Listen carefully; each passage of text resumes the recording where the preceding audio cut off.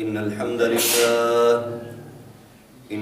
لله نحمده ونستعينه ونستغفره ونؤمن به ونتوكل عليه ونعوذ بالله من شرور أنفسنا ومن سيئات أعمالنا من يهده الله فلا مضل له ومن يضلله فلا هادي له وأشهد أن لا إله إلا الله وحده لا شريك له وأشهد أن محمدًا عبده ورسوله أما بعد فإن خير الحديث كتاب الله وخير الهدي هدي محمد صلى الله عليه وسلم وشر الأمور محدثاتها وكل محدثة بدعة وكل بدعة ضلالة وكل ضلالة في النار أما بعد فأعوذ بالله من الشيطان الرجيم بسم الله الرحمن الرحيم يا أيها الذين آمنوا اتقوا الله حق تقاته ولا تموتن إلا وأنتم مسلمون يا أيها الناس اتقوا ربكم الذي خلقكم من نفس واحدة وخلق منها زوجها وبث منهما رجالا كثيرا ونساء واتقوا الله الذي تساءلون به والأرحام إن الله كان عليكم رقيبا يا أيها الذين آمنوا اتقوا الله وقولوا قولا سديدا يصلح لكم أعمالكم ويغفر لكم ذنوبكم ومن يطع الله ورسوله فقد فاز فوزا عظيما وقال تعالى في مقام آخر يسألونك عن الساعة أيان مرساها فيما أنت من ذكراها إلى ربك منتهاها إنما أنت منذر من يخشاها كأنهم يوم يرونها لم يلبثوا إلا عشية أو ضحاها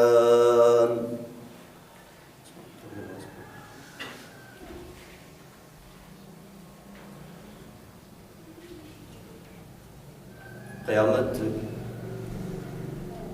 رسول اللہ صلی اللہ علیہ وسلم کے ارشاد کے مطابق اس طرح سے قریب ہے کہ جس طرح نبی کریم علیہ السلام نے اپنی 2 انگلیاں بلند کر کے فرمایا کہ جس طرح یہ 2 انگلیاں قریب ہیں میں اور قیامت اتنی قریب ہے، یعنی کہ قیامت رسول اللہ صلی اللہ علیہ وسلم کے اس فرمان کے مطابق جسے بیتے ہوئے 1500 سال گزر چکے ہیں، اتنی قریب ہے کہ اس کی تیاری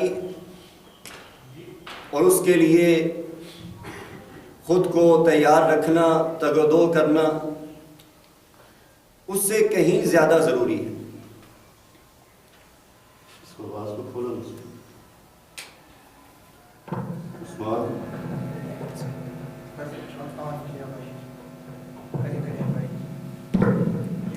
اور اسی لیے ضرورت اس بات کی ہے کہ ہم میں سے ہر بندہ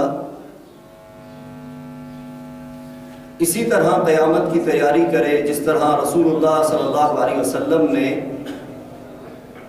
اس کی طرف توجہ دلائی.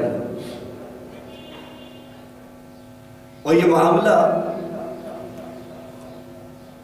اتنا سنگین ہے، اتنا پیچیدہ ہے کہ نبی کریم علیہ الصلوۃ والسلام نے اپنے صحابہ کو، اپنے رفقاء کو اس قیامت کی تیاری کی نصیحت فرمائی.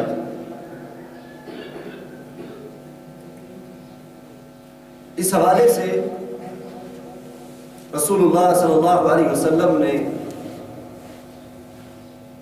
چند علامات، چند نشانیاں وہ ذکر فرمائی ہیں کہ جب تم دیکھو کہ یہ علامات، یہ نشانیاں پوری ہو چکی ہیں تو پھر سمجھ جاؤ کہ قیامت وہ سر پر آن پہنچی ہے، اور یہ سمجھ جاؤ کہ اب وہ وقت ہے کہ جس میں توبہ کے دروازے بند ہو چکے ہیں. اور نبی کریم صلی اللہ علیہ وسلم نے اس بات سے ڈرایا بھی کہ قیامت آنے سے پہلے بہت سارے ایسے کام ہوں گے جو قیامت سے کم نہیں. فتنوں کا ظہور ہوگا، قتل عام ہوگا، فحاشی عریانی، بے حیائی عام ہوگی، طرح طرح کی باتیں نبی کریم صلی اللہ علیہ وسلم نے ذکر فرمائی. ان علامات میں سے ایک علامت جو آپ علیہ الصلوۃ والسلام کے بعد جس کا آغاز، جس کی ابتدا خلفائے راشدین کے ادوار میں ہو چکی تھی، وہ خوارج کا فتنہ ہے، وہ خوارج کا ظہور ہے. اور وہ اس دن سے آج تک مختلف صورتوں میں، مختلف انداز میں، مختلف طور طریقوں کے ساتھ نمودار ہو رہے ہیں. رسول اللہ صلی اللہ علیہ وسلم نے جن کے بارے میں بیان فرمایا تھا، ان میں سے ایک تو حضرت علی المرتضیٰ رضی اللہ عنہ کے دور خلافت میں ہوا. ابو سعید خدری رضی اللہ عنہ وہ بیان کرتے ہیں کہ نبی کریم صلی اللہ علیہ وسلم نے ایک بار آپ مال تقسیم کر رہے تھے، ایک شخص آیا جس کا نام عبداللہ بن ذی الخویصرہ تھا، اور آ کر وہ کہنے لگا اعدل یا رسول اللہ، آپ کو مخاطب کر کے کہنے لگا انصاف کیجیے. یہاں سے ایک بات سمجھ آتی ہے کہ نبی کریم صلی اللہ علیہ وسلم کی موجودگی میں بھی انہوں نے اپنے اخراج کا، اپنے خروج کا اظہار دبے لفظوں میں یا اشارتاً کر دیا تھا، لیکن اچھی طرح سے جب انہوں نے سر اٹھایا وہ خلفائے راشدین کا دور تھا.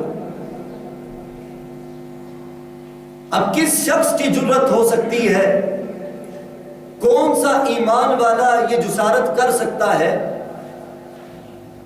کس کا ایمان یہ اجازت دیتا ہے کہ وہ نبی کریم صلی اللہ علیہ وسلم کے انصاف پر انگلی اٹھائے،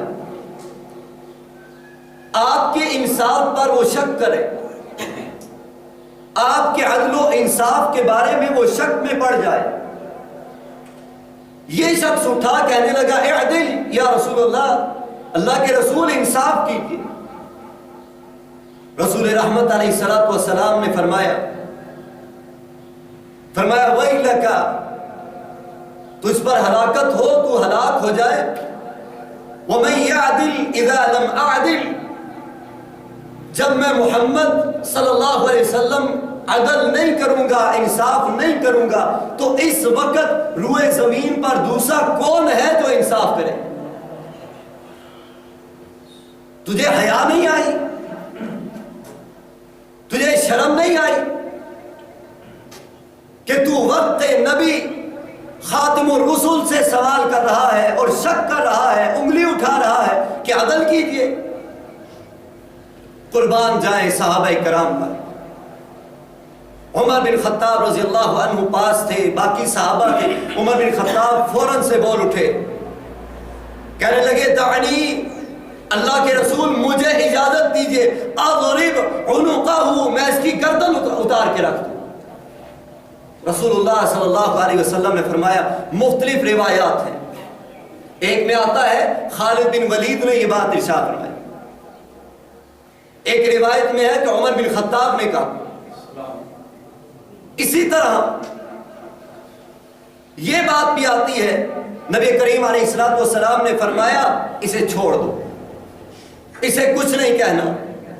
اس کے رفقا, اس کے ساتھی, اس کے آنے والے لوگ, ان میں اس طرح کے لوگ آئیں گے, ان کی حالت یہ ہوگی وہ دین سے اس طرح سے نکل جائیں گے, دین سے اس طرح خارج ہو جائیں گے جس طرح کے ایک تیر جو کسی جانور پر چلایا جائے وہ اس جانور کے جسم سے پار چلا جاتا ہے, نکل جاتا ہے. بعینہ, اسی طرح سے یہ لوگ بھی اسلام سے, دین سے خارج ہو جائیں گے. لیکن اس کے ساتھ وضاحت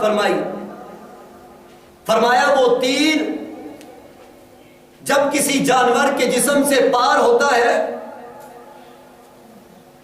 اس کے جسم میں سے گزرتا ہے خون, اس کے جسم کے اندر جو لید ہے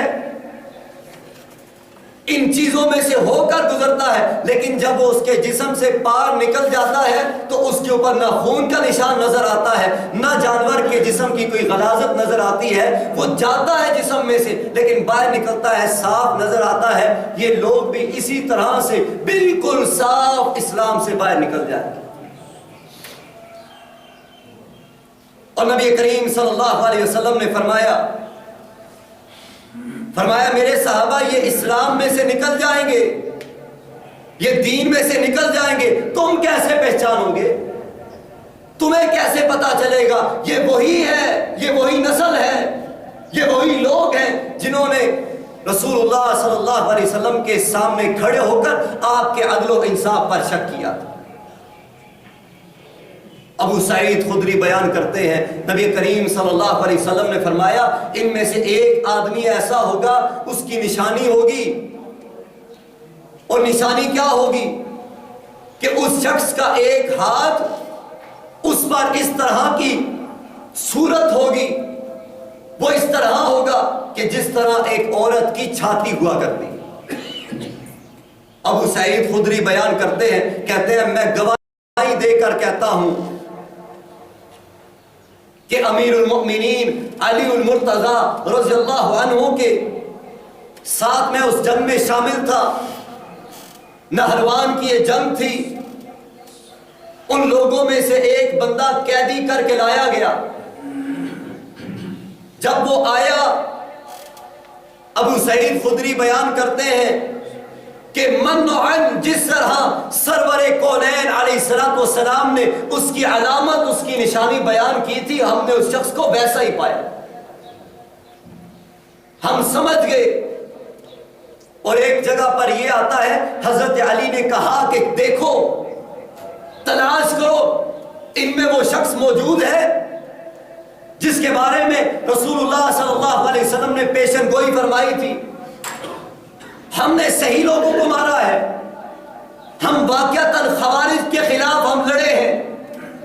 جب دیکھا گیا، ایک روایت میں آتا ہے لاشوں کے اندر ایک لاش پڑی ہوئی تھی جو مقتول تھے، قتل ہوئے تھے، اس شخص کے ہاتھ پر نشان اس طرح تھا یا اس کا ہاتھ اس طرح تھا جس طرح عورت کی چھاتی ہوا تھا۔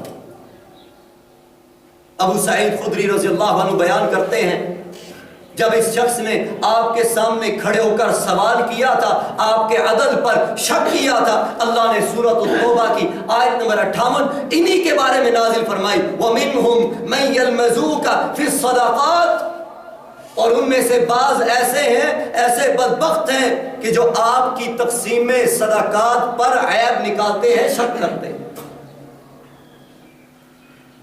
اور دوسری روایت کے اندر، یہ صحیح البخاری کی روایت ہے، حدیث نمبر 6933، دوسری حدیث کے الفاظ خود حضرت علی المرتضی رضی اللہ عنہ روایت کرتے ہیں، نبی کریم صلی اللہ علیہ وسلم نے فرمایا سَيَخْرُجُ فِي آخِرِ الزَّمَانِ قَوْمٌ، آخری زمانے میں، آخری وقت میں، قرب قیامت میں، علامات قیامت میں کچھ لوگ ایسے نکلیں گے، نمودار ہوں گے، احداث الاسنان سفہاء الارحام،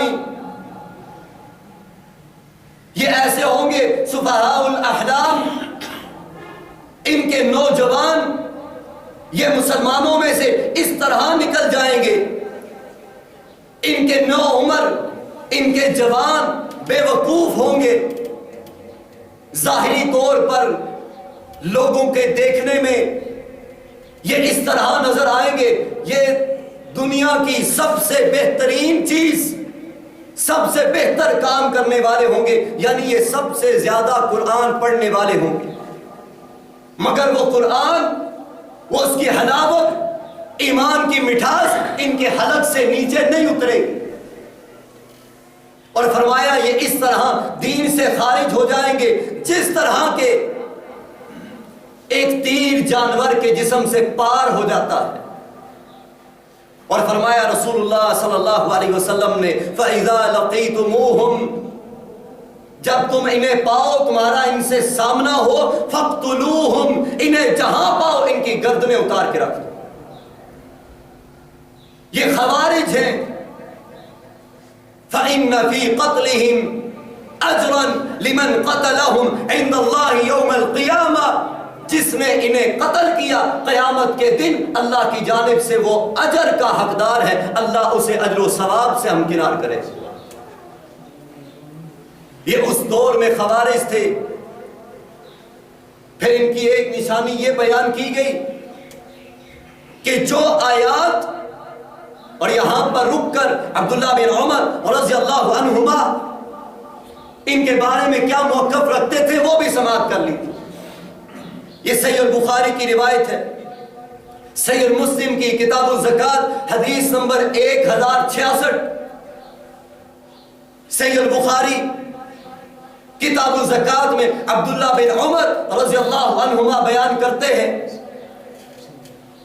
وہ خود یہ موقف رکھتے تھے کہ خارجی لوگ جن کی علامتیں رسول اللہ صلی اللہ علیہ وسلم نے بیان فرمائی، عبداللہ بن عمر کہا کرتے تھے یہ خارجی روئے زمین کی بدترین مخلوق ہے،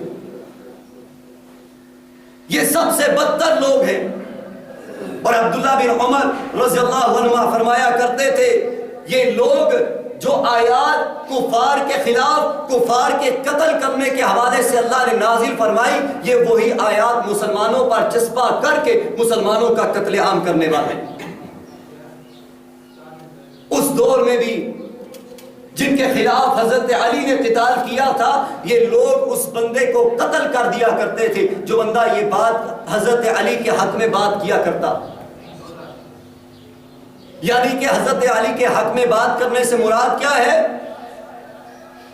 یہ لوگ کہتے تھے کہ تم یہ کہو کہ علی، نعوذ باللہ من ذالک، علی خدا ہے، رب ہے۔ جو بندہ انکار کرتا، حضرت علی نے خود انکار کیا، انہوں نے حضرت علی کے خلاف ہی خروج کر دیا، ان لوگوں کو حضرت علی نے قتل کیا۔ نشانی پائی جو رسول رحمت علیہ السلام نے بیان فرمائی تھی، اور دور حاضر میں خارجی لوگ کون ہیں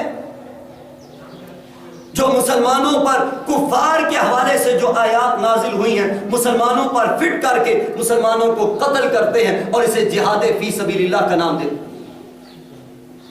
سب سے زیادہ قرآن پڑھنے والے، سب سے زیادہ ان میں نوجوان پائے جاتے ہیں، اور جو نبی کریم صلی اللہ علیہ وسلم نے علامتیں بیان کی ہیں وہ ساری کی ساری ان پر فٹ آتی ہیں. اور دور حاضر میں دو بڑے فتنے ہیں جو خوارج کے، جنہوں نے دین اسلام کے نام پر کام کیا، دین کو بدنام کیا. ایک ملکت خداداد پاکستان کے اندر ٹی ٹی پی کے نام سے، اور دوسرے نمبر پر ملک شام میں داعش کے نام سے یہ خوارج ہیں جنہوں نے مسلمانوں کو بھی قتل کیا تو اسلام کے نام. احادیث میں آپ کے سامنے بیان کر چکا ہوں، صحیح البخاری صحیح مسلم کی جو علامتیں رسول رحمت علیہ السلام نے بیان کی تھی وہ ساری کی ساری ان پر فٹ آتی. پہلی بات، یہ دین کے نام لیوا ہوں گے، قرآن پڑھیں گے، سب سے زیادہ قرآن کی بات کریں گے، اور جو آیات کفار کے خلاف نازل ہوئی، کفار کے خلاف قتال کرنے والی آیات کو مسلمانوں کے خلاف استعمال کر کے یہ مسلمانوں کا قتل عام کریں.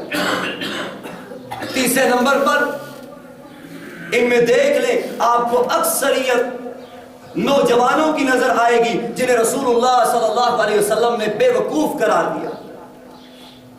چوتھے نمبر پر یہ قرآن تو پڑھیں گے لیکن قرآن ان کے حلق سے نیچے نہیں اترے گا، اس کی حلاوت نہیں پا سکیں گے، اس کی مٹھاس نہیں پا سکیں گے.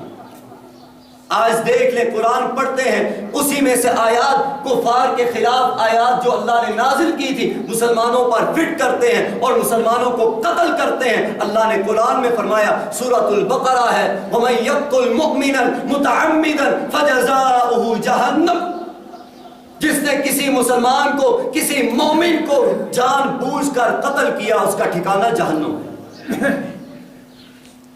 یہ مسلمانوں کو قتل کرتے ہیں، یہ مسلمانوں پر کفار والی آیات فٹ کر کے خروج کا اظہار کرتے ہیں. اور پانچویں نمبر پر نبی کریم صلی اللہ علیہ وسلم نے فرمایا یہ اسلام سے اس طرح خارج ہو جائیں گے جس طرح ایک تیر جانور کے جسم سے باہر نکل جاتا ہے. یہ اسلام سے خارج ہیں. اور چھٹے نمبر پر رسول اللہ صلی اللہ علیہ وسلم نے فرمایا فَإِذَا لَقِيتُمُوهُمْ فَاقْتُلُوهُمْ، جب بھی تم انہیں جہاں کہیں بھی پاؤ ان کی گردنیں اڑا دو. آج لوگ کہتے ہیں نا ٹی ٹی پی کے خلاف ملک پاکستان میں آرمی آپریشن کرتی ہے، ان کے خلاف لڑنا، انہیں قتل کرنا، جب یہ علامتیں پائی جائیں رسول اللہ صلی اللہ علیہ وسلم کے حکم کے عین مطابق. اور صرف یہ نہیں، آپ نے فرمایا قیامت کے دن اللہ ان کے خلاف لڑنے کا اجر و ثواب عطا کرے. اور اسی طرح سے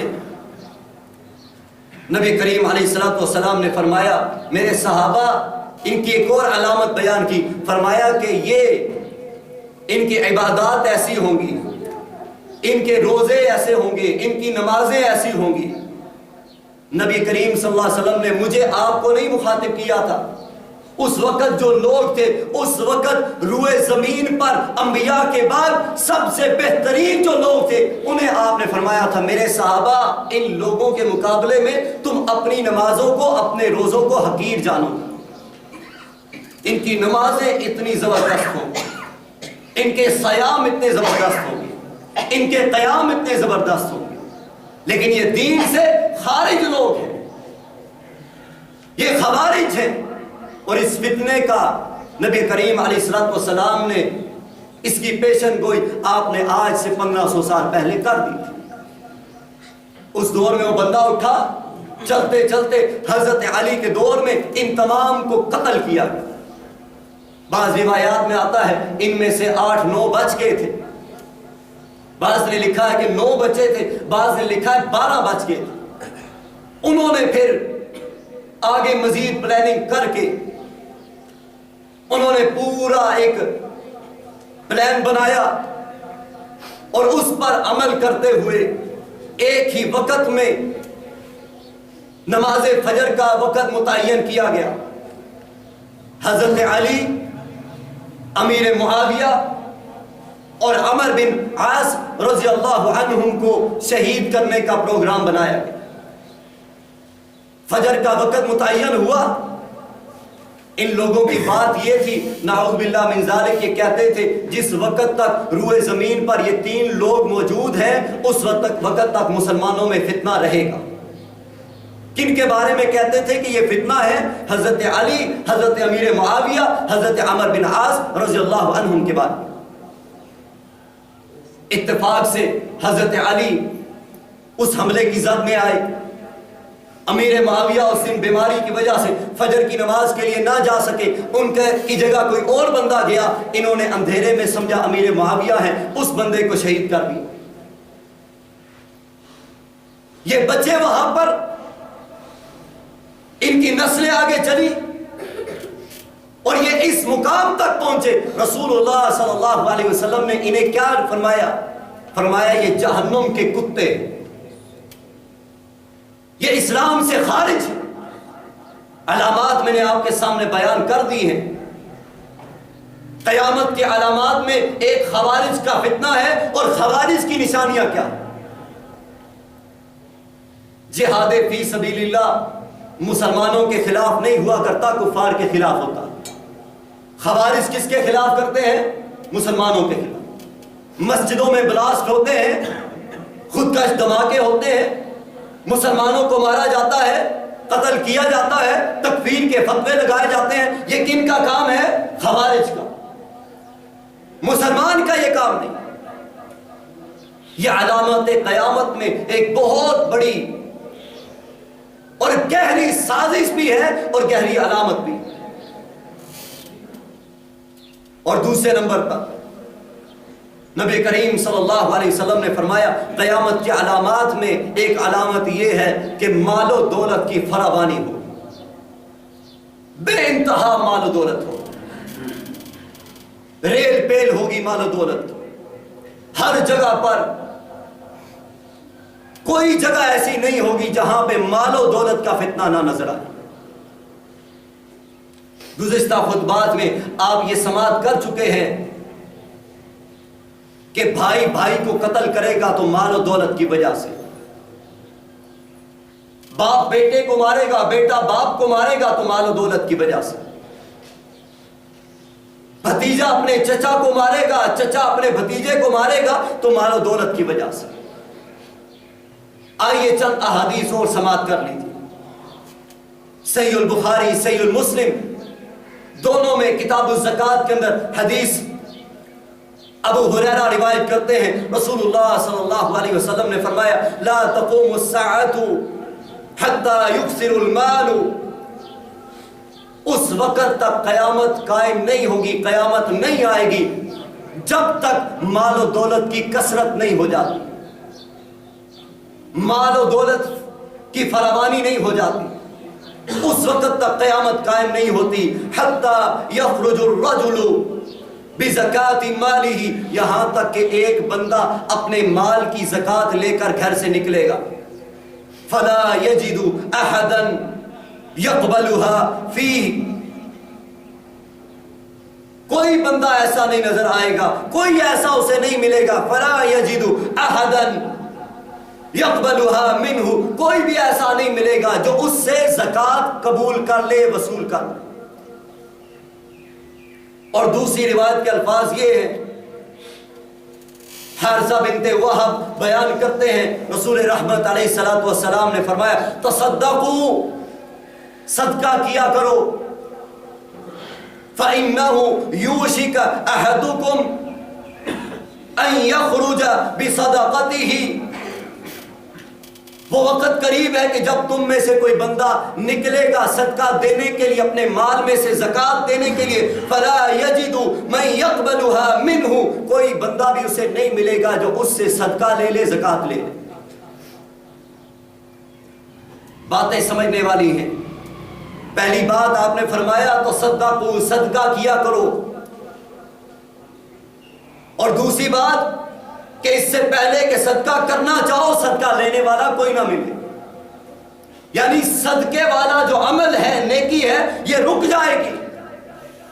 ظاہر سی بات ہے، بندہ صدقہ دینا چاہے گا، لینے والا کوئی نہیں ہے، یہ نیکی کیسے کر پائے گا؟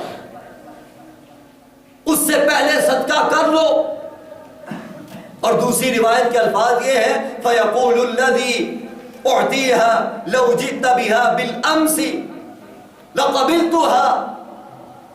دوسری روایت کے الفاظ یہ ہے صحیح البخاری کتاب الزکوٰۃ کے، آپ نے فرمایا یہ بندہ زکوٰۃ لے کے جائے گا، جس بندے کو دینے جائے گا وہ بندہ پتہ ہے کیا کہے گا؟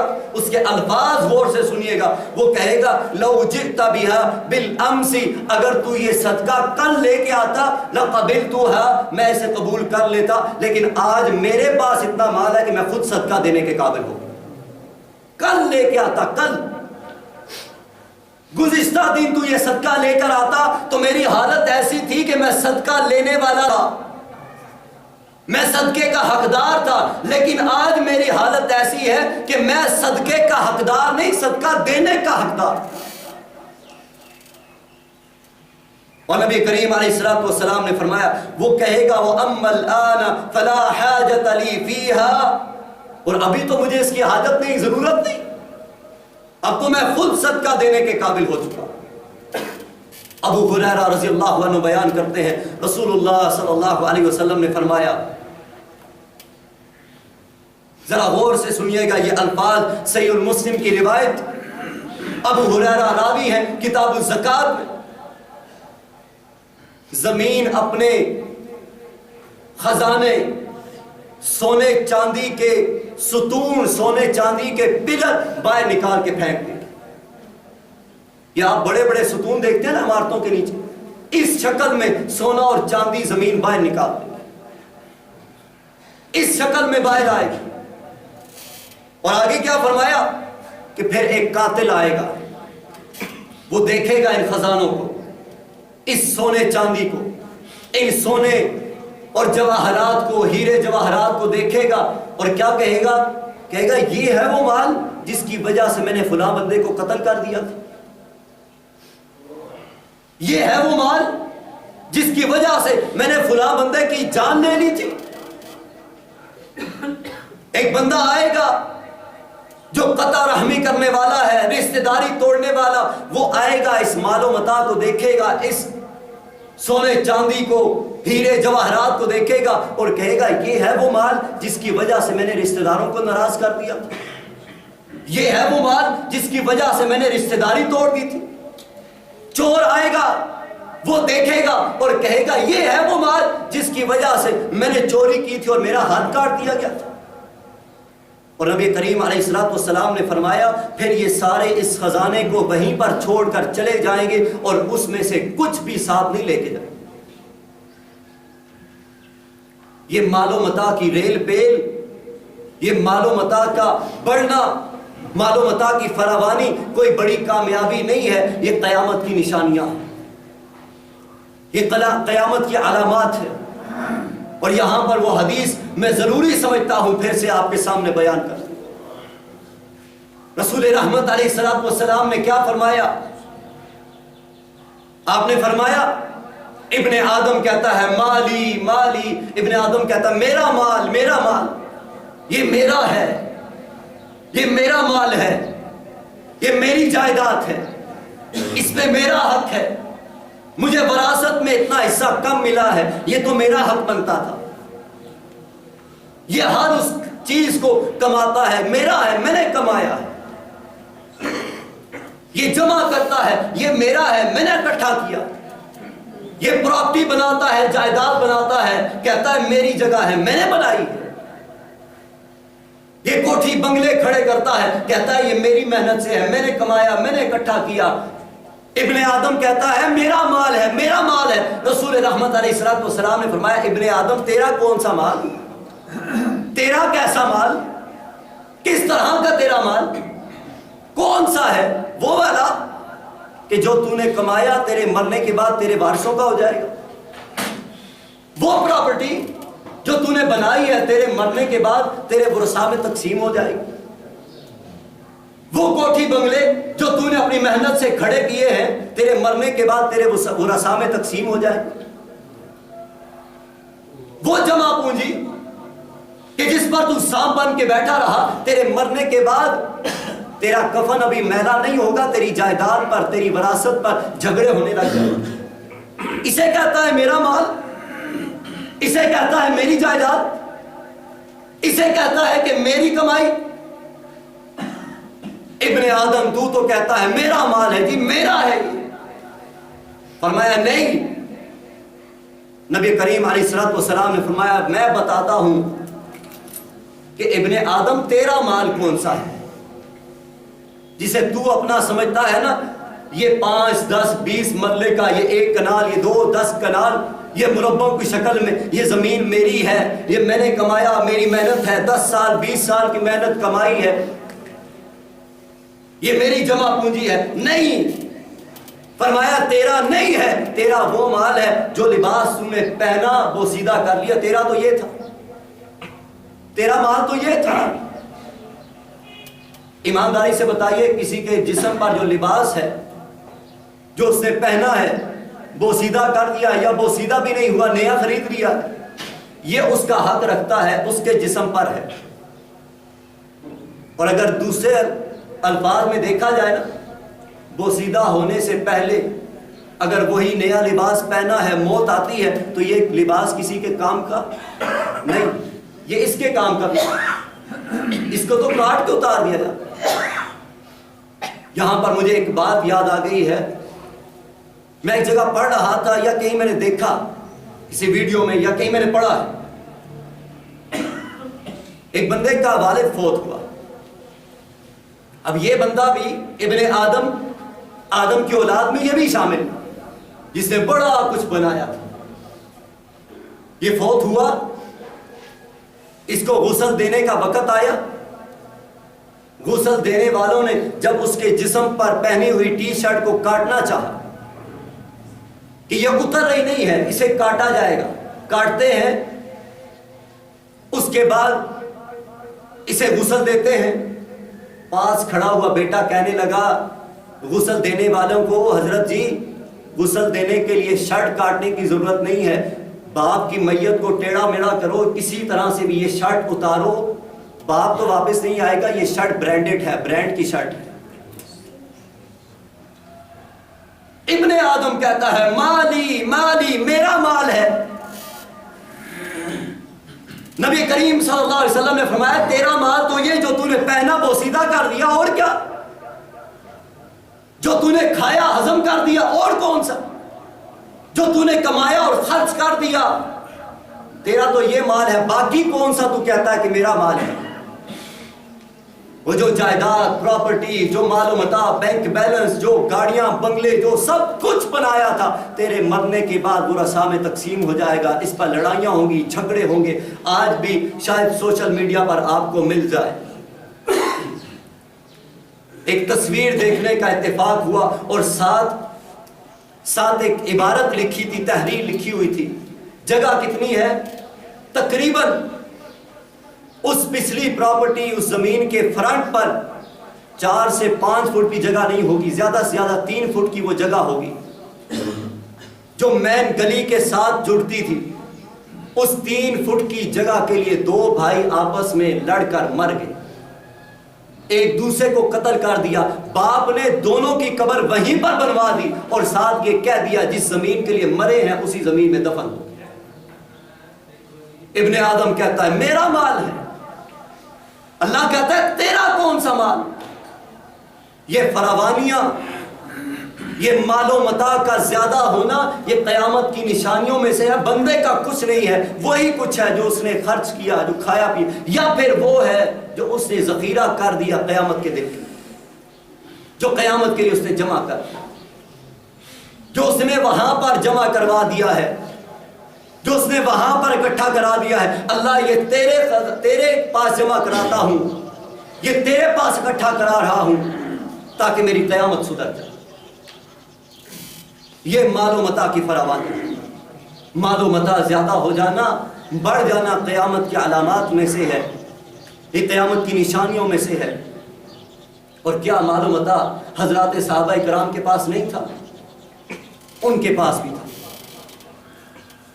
مدینہ المنورہ کے اندر ایسے لوگ موجود تھے، ابو بکر صدیق رضی اللہ عنہ جیسے، ان جیسا مالدار نظر نہیں آتا تھا۔ عثمان غنی جیسے ایک مجلس کے اندر 10 گھوڑے اونٹ سامان سے لدے ہوئے اور بے بہا سونا چاندی اللہ کی راہ میں خرچ کرنے والے، عبد الرحمن بن عوف جیسے، جن کا مال و متاع سے لدا ہوا اونٹوں کا قافلہ جب مدینہ المنورہ میں داخل ہوتا تھا، اما جی عائشہ صدیقہ رضی اللہ عنہا نے پوچھا یہ کیا ماجرا ہے، مدینہ کی زمین کانپ رہی کیوں ہے، زلزلہ آیا ہے؟ بتانے والے نے بتایا زلزلہ نہیں آیا، عبد الرحمن بن عوف کے مال سے لدے ہوئے اونٹ مدینہ کی سرزمین میں داخل ہو رہے، اتنی تھرات تھی، اتنا سامان، اتنے اونٹ تھے، مدینہ المنورہ کی زمین کانپنے لگ گئی تھی۔ معلومات ان کے پاس بھی تھا، لیکن جب کھانے کی ٹیبل پر بیٹھے ہوئے تھے نا، افطاری کا وقت تھا، عبد الرحمن بن عوف بے ہوش ہوتے ہیں، غشی طاری ہوتی ہے، ہوش میں آئے پھر بے ہوش ہوئے، ہوش میں آئے پھر بے ہوش ہوئے۔ ملازم کہنے لگا کیا ماجرا ہے؟ کہنے لگے کل قیامت کے دن عبد الرحمن بن عوف کو ڈر لگتا ہے، یہ جتنے میرے اس میز پر، کھانے کی ٹیبل پر جتنے کھانے سجے ہوئے ہیں، قیامت کے دن رب نے سوال کر لیا عبد الرحمن بن عوف ان کا جواب دے پائے گا یا نہیں دے پائے گا؟ معلومات ان کے پاس بھی تھا، لیکن انہوں نے دنیا سے دل نہیں لگایا، انہوں نے رب سے دل لگایا تھا۔ اسی لیے اما جی عائشہ رضی اللہ عنہ بیان کرتی ہیں کہ نبی کریم صلی اللہ علیہ وسلم سے میں نے خود سنا، آپ فرما رہے تھے عبد الرحمن بن عوف کل قیامت کے دن جنت کے دروازوں میں سے بھاگتا ہوا جنت میں داخل ہوگا۔ اللہ تعالیٰ سے دعا ہے اللہ ہمیں ان فتنوں سے محفوظ فرمائے۔ وما علیہ الا البلاغ۔